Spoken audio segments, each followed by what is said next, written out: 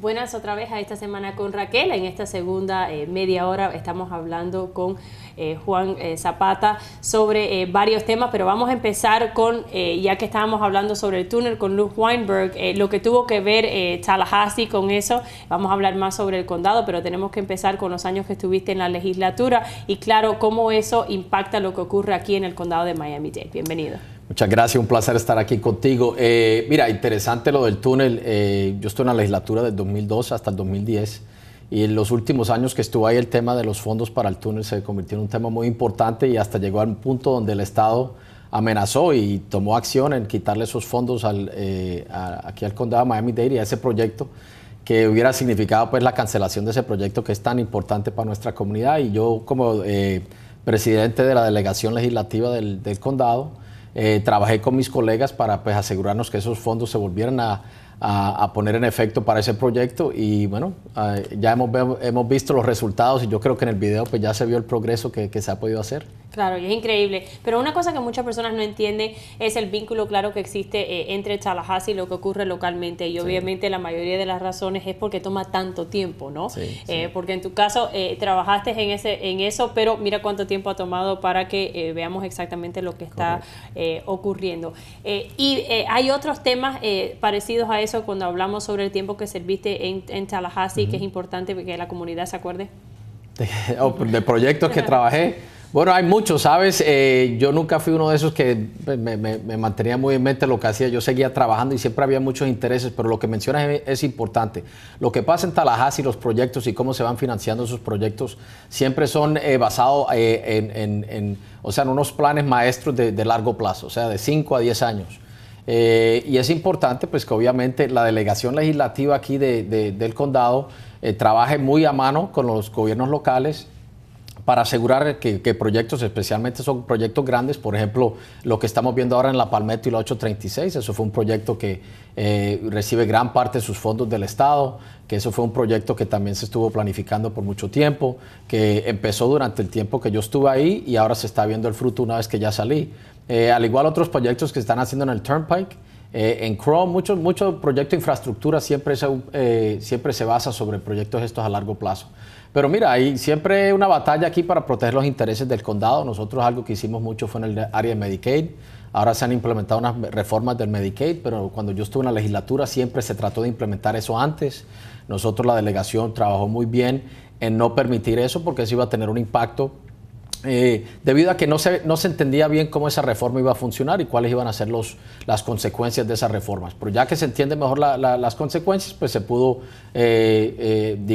resolver esos problemas y ya pues tenemos una reforma que creo que funciona mucho mejor de lo que hubiera funcionado si se hubiera implementado hace 4 o 5 años, que fue la primera vez que se presentó la idea. Claro, y ya que mencionaste la salud pública, es importante también mencionar que después que terminaste en la legislatura participaste en lo que es el comité del hospital de Jackson. Si nos puedes hablar un poco sobre ese comité y las recomendaciones que hizo. Sí, bueno, el Hospital Jackson es uno de los hospitales públicos más grandes en el país, tiene casi 1,700 camas y está enfrentando una crisis económica, financiera muy severa y hemos visto pues que a través de muchos años se han hecho pues, decisiones que no han sido en el beneficio de Jackson.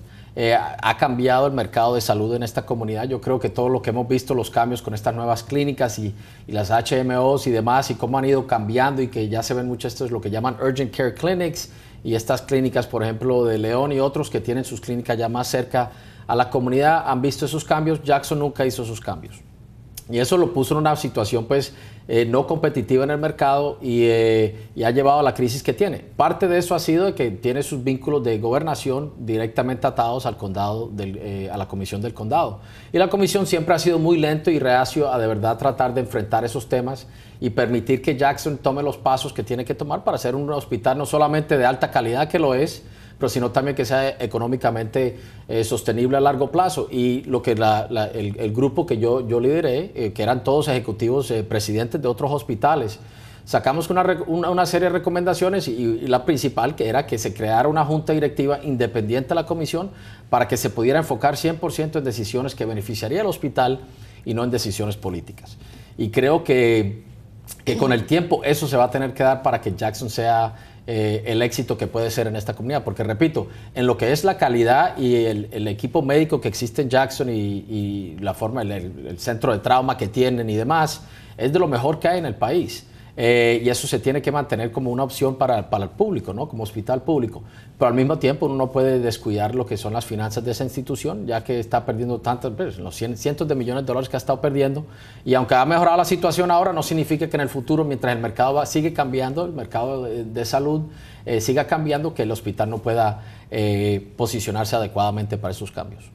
Bueno, otra cosa que yo creo que es interesante también, en Tallahassee, esta sesión legislativa, claro, se habló sobre diferentes cambios al Medicaid, pero también sobre otros hospitales públicos, y muchas personas no entienden que hay otros hospitales públicos en el estado de la Florida que funcionan muy diferente a lo que es el Jackson, y eso es una de las cosas que se ha discutido, que se debe rectificar de un punto de vista estatal, porque esa gran diferencia, y eso es algo que ayuda o no ayuda a Jackson, cuando hablamos de los fondos que se reciben. Sí, mira, hay muchos fondos que vienen del Estado para lo que es la salud y específicamente para hospitales. Y Jackson ha tenido que competir ahora con otros hospitales que son privados, que son para ganar, pues hacer for profit, lo que llaman for profit, y otros hospitales como el Baptist y demás, que no son non-profit, pero que no son de verdad, tienen una función pública. Prestan cuidado y obviamente atención y dan mucho servicio caritativo, pero no es algo que es al nivel de Jackson. Y uno siempre está tratando de crear un balance en lo que están haciendo esos hospitales y cómo funcionan los fondos que ellos reciben y lo que está recibiendo Jackson y lo que asume Jackson de responsabilidad en cuanto a la salud pública. En Tallahassee siempre han utilizado Jackson porque es curioso que muchos de los fondos que vienen del gobierno federal son basados sobre los fondos que recogemos aquí localmente por cuestión de los impuestos que pagamos, el medio centavo que paga el Jackson. Eso va a un fondo estatal que después va al gobierno federal y ellos nos hacen lo que es un matching, ¿no?, de los fondos y nos lo devuelven. Ahora, todo ese dinero no regresa a Jackson. Parte de ese dinero se distribuye por todo el estado, se benefician todos los hospitales o gran parte de los hospitales en el estado y Jackson recibe una pequeña porción. Y eso siempre ha sido una batalla y algo que nuestra delegación siempre ha lidiado. Eso ahora se está cambiando pues con las reformas que ha pasado a nivel federal en estos fondos de salud, pero regresamos a lo mismo. O sea, lo que tenemos en Jackson es algo muy, de verdad, muy único en lo que es la salud aquí en el estado de la Florida. Los ciudadanos de este condado, ellos mismos se han impuesto ese medio centavo para poder pagar y sostener esa salud pública. Lo que tenemos que ver es cuál es la mejor forma, la forma más efectiva de prestarle salud y cuidados de salud a toda la ciudadanía y especialmente a los más necesitados. Y yo creo que el enfoque es aquí que tenemos que, aquí hay mucha gente en esta comunidad que puede comprar seguro, que no lo compran, o que pueden ir a otros hospitales y no lo hacen, pero van al Jackson. Y la idea es que los que no pueden pagar tienen que ser los más necesitados. Y yo creo que es algo que el señor Migoya, que está ahora el presidente del hospital, está atendiendo de una forma muy cuidadosamente y tienen un plan para implementar algunos cambios y creo que eso va a dar frutos. Y al punto donde nosotros pues tengamos frutos a nivel local de lo que estamos haciendo, pues eso obviamente va a ayudar con lo que puede hacer la delegación legislativa en Tallahassee. Bueno, una de las cosas que mencionaste es las recomendaciones que hizo el grupo que estabas al mando del mismo para la comisión y el Jackson. No se han hecho todas esas recomendaciones. Vamos a explicar eso un poco. Sí. Se han hecho algunas, pero muy pocas. Muy pocas, muy claro. Pocas. Y vamos a hablar de las que no se han hecho y por qué es que no se han hecho. ¿Es que no hay el interés político para hacerlo o es que estamos hablando de las tensiones de las uniones y lo que históricamente ha sido los problemas financieros del Jackson? Sí, mira, el reporte que se presentó, el grupo que más objetó a ese reporte fueron obviamente los sindicatos, el sindicato SEIU que representa a las enfermeras en el hospital. Ellos fueron parte del grupo y estaban muy opuestos a las recomendaciones. La recomendación principal es que haya independencia en la forma que se gobierna en Jackson. Si uno tiene una junta directiva en Jackson tomando decisiones, pero al mismo tiempo la comisión del condado puede vetar, reversar, modificar esas decisiones, nunca se va a prestar para de verdad una situación donde haya flexibilidad y lo que sea transparencia en el proceso y la gobernación de Jackson. Y eso ha sido un problema históricamente y cuando uno estudia todos los hospitales públicos a nivel nacional y la crisis que enfrentó Jackson no es única aquí en nuestra comunidad, sino que ha pasado en hospitales públicos en todo el país.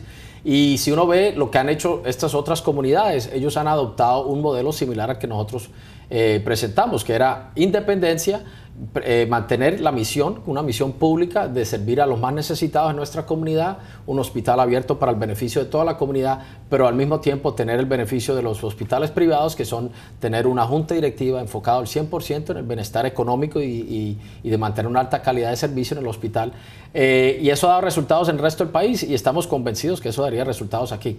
Lo que sí ha hecho la comisionada Rebeca Sosa, que fue instrumental en crear este grupo de trabajo y ha sido una gran campeona en lo que es fomentar estos cambios y demás, es que se ha ido cambiando las normas éticas de la Junta Directiva de Jackson para evitar conflictos de interés, que creo que es algo que afectó mucho en el pasado la forma que se manejaba Jackson. Existían muchos conflictos de interés entre la Junta Directiva y otros individuos. Eso ya se ha aclarado y ya está un poco más claro. La Junta Directiva ya es más pequeña, o sea, antes habían creo que 19 miembros en la Junta en el fideicomiso que manejaba Jackson. Yo creo que ahora estamos a 6 o 7.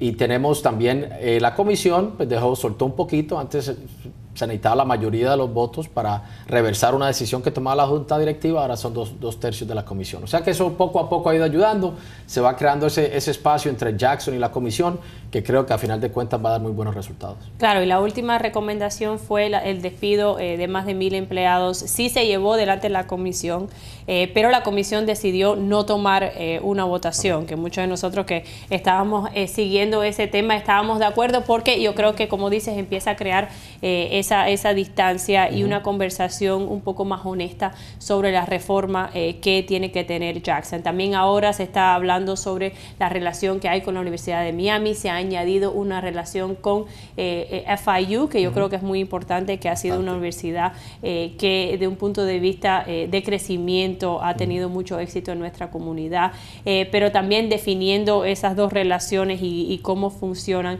Y claro, hablar un poco más sobre el plan estratégico que va a tener Jackson. Eso es donde estamos ahora en este momento. Una de las cosas que dijo el presidente Carlos Migoya es que, bueno, no quería tener que hablar sobre este tema delante de todo el mundo, porque entonces, ¿qué tipo de plan estratégico es? Bueno, ellos compiten con otros hospitales y si dicen qué es lo que piensan hacer, pues obviamente la competencia se va a poder adelantar. Claro, y otra cosa que muchas personas no entienden es que, claro, la competencia no tiene ese requisito de hacer todo a luz pública que tiene el Jackson.